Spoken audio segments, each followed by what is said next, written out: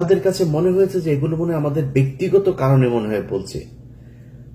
ভাই, পাগল বানায় ফেলবে বিএনপির নেতা নেত্রী যা যা আছেন সব ন্যাংটা হয়ে কাপড় টাপড় খুলে তারপরে রাস্তায় দৌড়াবেন। সাংবাদিকদের তো চিনেন না, এরা গত 15 বছর শেখ হাসিনাকে ক্ষমতায় রেখেছে। এক দেশের বাইরে ভাগ্যক্রমে কয়েকজন মানুষ ছিলাম, অল্প অল্প কিছু, আমরা যা জানি যে সেটা 10% 5% হবে। 95% এই দেশের মানুষ এখনো জানতে পারে না কি হয়েছে। যদি আপনি জুলাইয়ের ঘটনাও বলেন, সবাই তো ছিল, কেউ কিছু বলেছে নাকি? পুরো একটা দেশের শত শত হাজার হাজার গণমাধ্যম ব্ল্যাক আউট করে দেওয়া হয়েছিল। কোন গণমাধ্যম থেকে কোনো নিউজ পেয়েছেন? আজ পর্যন্ত পান নাই। ওখানকার এক্সক্লুসিভ অনেক কিছু থাকার কথা, সেগুলো কোথায়? নাই। আপনি আসার পরে চাপ দিয়েছেন, আপনি তাদেরকে বসিয়ে রেখেছেন, বসিয়ে রেখে তারপরে তাদের কাছে এখন দাবি করবেন, আশা করবেন আপনাদের পক্ষে কিংবা নিরপেক্ষ জিনিস চালানোর।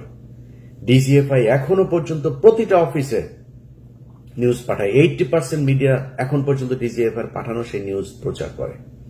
আমাদের ফেসবুক পোস্ট, এই যে কয়দিন আগে এক মেজর নুরুল হক নামে এক বদমাইশ আছে, মানে তার ব্যাচমেট থেকে শুরু করে কাজের বুয়া পর্যন্ত তার কাছে প্রেগনেন্ট হয়েছে। সেই মেজর নুরুল হক আমার পোস্ট 5 তারিখের পরের বাংলাদেশে বিটিআরসি কে দিয়া সরায় দেয়। এটা সেই বাংলাদেশ। আমাদেরকে আপনাদের শত্রু মনে হয়?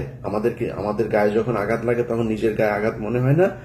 এটার প্রতিটা জিনিস হারে হারে টের পাবেন। নিজের গায়ের রক্ত চামড়া কেটে যদি নাকি আমাদের গায়ে লাগাই দেন না, ঋণ পরিশোধ করতে পারবেন। আপনাদের কাছে কিছু চাই নেই তো, দেশ ভালো চলুক সেটা চেয়েছি, আপনারা সেটা চান নাই। টাকা পয়সা পেয়েছেন, নগদ ক্যাশ পেয়েছেন, ভুলে গিয়েছেন। আওয়ামী লীগের লোকজনকে প্যাট্রোনাইজ করা শুরু করেছেন। সব জায়গাতে আপনারা তাদেরকে বসিয়ে রেখেছেন এখন পর্যন্ত। প্রতিটা জায়গায় এমন কোন জায়গা নেই যেখানে আপনি তাদেরকে, একটা সচিবালয় থেকে শুরু করে একদম ইউনিয়ন পরিষদ পর্যন্ত সব তারা বসে আছে। এখন তাদের কাছে আপনি চাবেন, তারা বলবে যে বিএনপির দুই গ্রুপের দ্বন্দ্বের জেরে যুবক খুন, এটা বলবে তারা? বলবে না। ডিজিএফআই শিখিয়ে দিয়েছে, শুরু হবে এই ভিডিওটা প্রচার করার সাথে সাথে নিউজ হবে যে চাঁদা আনতে গিয়ে তারপরে একজনকে চাঁদা না দেওয়ার অপরাধে তাকে বুকে পাথর দিয়ে চাপা দিয়ে মেরে ফেলল। এগুলো গত 15 বছর কারা করেছে হিসাব করে দেখেন। একটা ঘটনাকে চাপা দেওয়ার পরপর সাথে সাথে আরেকটা ঘটনা এসছে। এই ঘটনা এমন একদিন এসছে যার 2 দিন আগে শেখ হাসিনার বিরুদ্ধে যে খুনের অভিযোগ সেটা সন্দেহাতীতভাবে প্রমাণিত হয়েছে।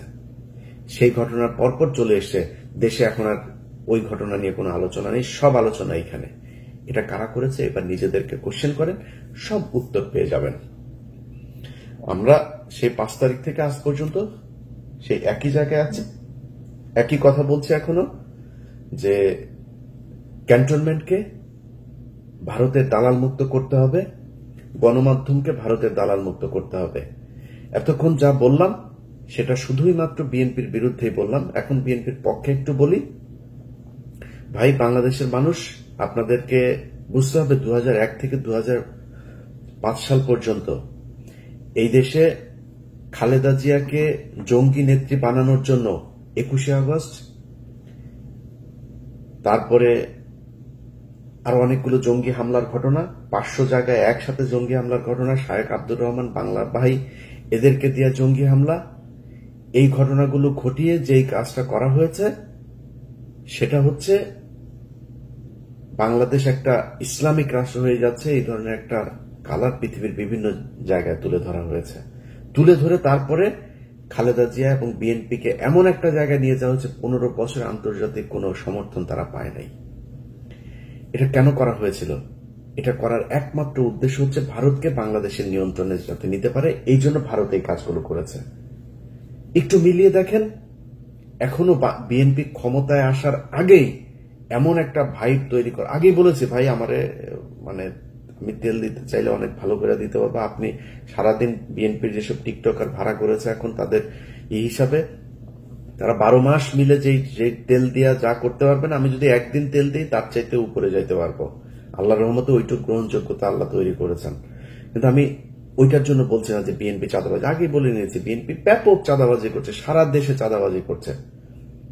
কিন্তু আমরা তো ছাত্রদেরকেও দেখলাম, আমি বোধহয় সবচাইতে বেশি ছাত্রদের পক্ষে এখনো কথা বলি, সারা জীবন বলবো, চাঁদাবাজি করে নাই।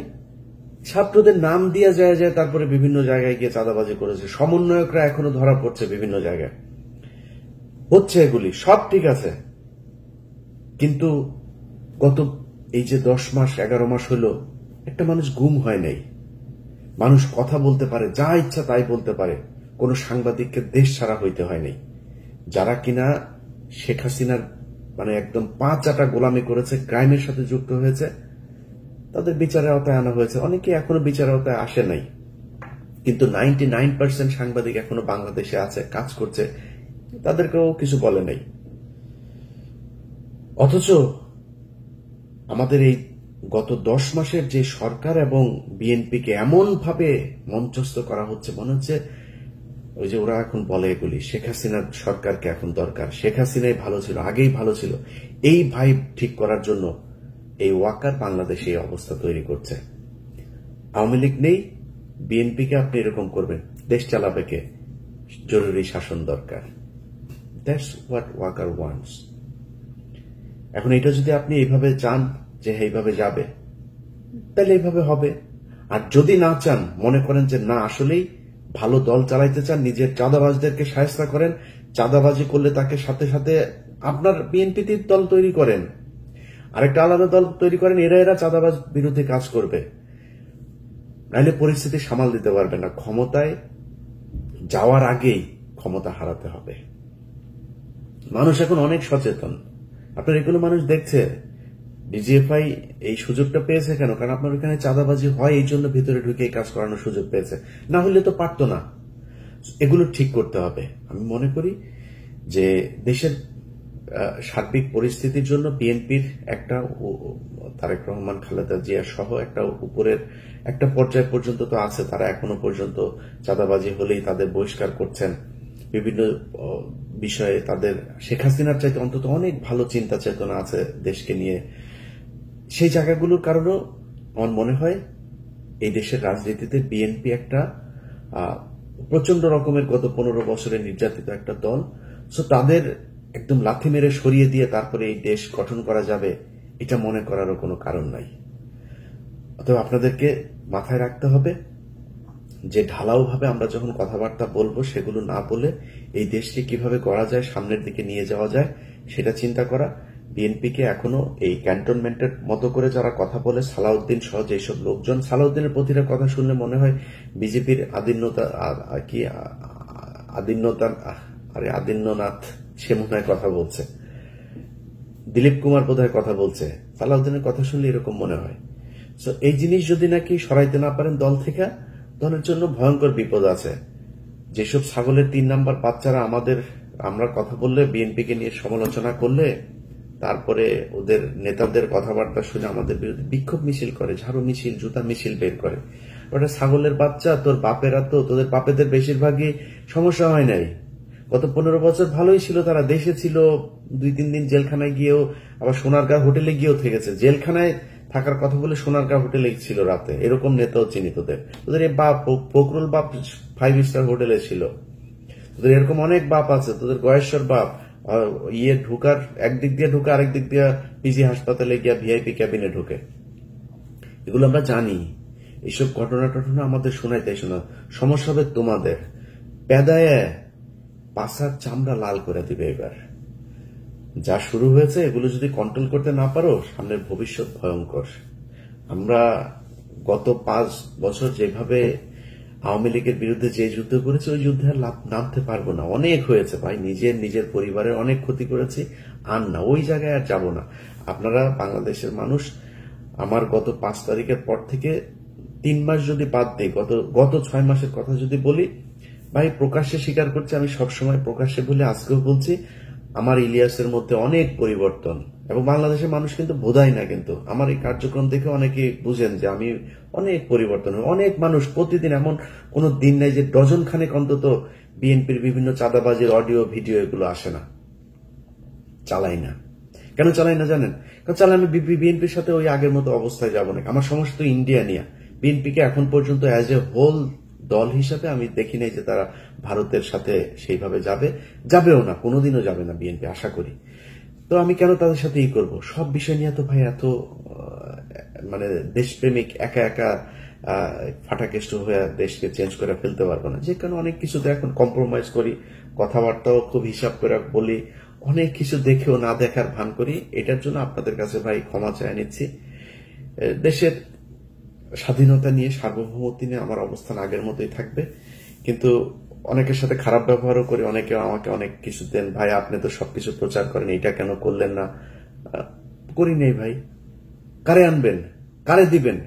আপনি এই গত 10 মাসের ভেতরে ধরেন আমার কথায়, আমার প্রভাবে যদি মনে করি 10 জনকে সরানো হয়েছে গুরুত্বপূর্ণ জায়গায়, সেই 10 জনের জায়গায় যে 10 জন এসছে সব সে তার মতোই। বরং সে আগের যে আওয়ামী লীগের ছিল, ওরে বললে ও তো ভয় পায়।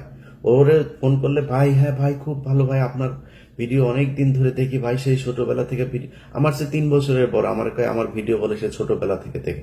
এরকম পাবলিকও আছে। তারা কথা শুনে অন্তত। নতুন যারা এসছে, যারা আমাদের কারণে যাদেরকে পাল্টানো হয়েছে, তারা এসে কথাও শুনে না। এই অবস্থা তৈরি হয়েছে। তো পাল্টায় লাভ কি? চলুক, যেমনে চলছে চলতে থাকুক। বিএনপি যদি মনে করে সব তাদের শুভাকাঙ্ক্ষী, ওয়াকার তাদের কাছের লোক, চুপ হচ্ছে তাদের আব্বা, চলুক, সমস্যা কি? আমরা চুপ্পুর অপসারণ চেয়েছি, ছাত্ররা চেয়েছে, বিএনপি চায় না। তাদের আব্বা হচ্ছে চুপ্পু সাহেব। এ চলে গেলে নাকি ইউনূস নাকি 30 বছর ক্ষমতায় থেকে যাবে। এটা এই ওয়াকারই তাদেরকে বুঝিয়েছে, এই ডিজিএফআই তাদেরকে বুঝিয়েছে। আর ইদানিং জামাতকে যেটা করা হয়েছে, সব ইসলামিক দল এক জায়গায় হবেন আর আপনাদেরকে ক্ষমতায় নিয়ে আসা হবে। 2 দলকে 2 দিক দিয়ে মূলা ঝুলায় এমন একটা অবস্থায় দেশ নিয়ে যাওয়া হবে। তারপরে বলবে যে জরুরি অবস্থা। জরুরি অবস্থার পরে সারা দেশে চাঁদাবাজি তো এখন বিএনপি করছে। আওয়ামী লীগের সব ভুলে গিয়েছে তো মানুষ, কারা আওয়ামী লীগের চাঁদাবাজ নামও ভুলে গিয়েছে।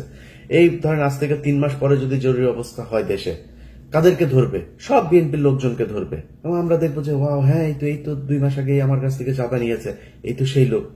2 বছর আগে কে কি করেছে সেটা ভুলে যাবে মানুষ। এটাই নিয়ম। 2001 থেকে 5 পর্যন্ত এই দেশে লুটপাট হয়নি। মানুষ গত 15 বছর সেটা বলেছে নাকি? 15 বছর আওয়ামী লীগের কথা বলেছে। এখন আবার নতুন করে বিএনপির কথা বলবে। এটাই ওয়াকার চায়। এইভাবেই ওয়াকার তার গোয়েন্দা সংস্থাকে সাজিয়েছে এবং ডিজিএফআই এর প্রতিটা অন্তত 90% সবকটা হচ্ছে গিয়া এই মিশনে জড়িত। সেই জায়গা যদি ঠিক করতে না পারেন, মিডিয়া যদি ঠিক করতে না পারেন, এই ধরনের ঘটনা ঘটবে একভাবে, সেই ঘটনা মানুষের সামনে জানানো হবে আরেকভাবে। সাজানো নাটক করে করে তারপরে গত 15 বছর যেভাবে হাসিনাকে রাখা হয়েছে, ঠিক একইভাবে বিএনপিকে কালার করার জন্য সেই কাজই করা হবে। যাই হোক, আমার বক্তব্য যদি আপনারা বুঝে থাকেন, আশা করি এর পরিবর্তন আপনাদের ভেতরে দেখব। না দেখলে, না হয়ে থাকলে পরিবর্তিত আপনার ফল আপনি ভোগ করবেন। আল্লাহ হাফেজ।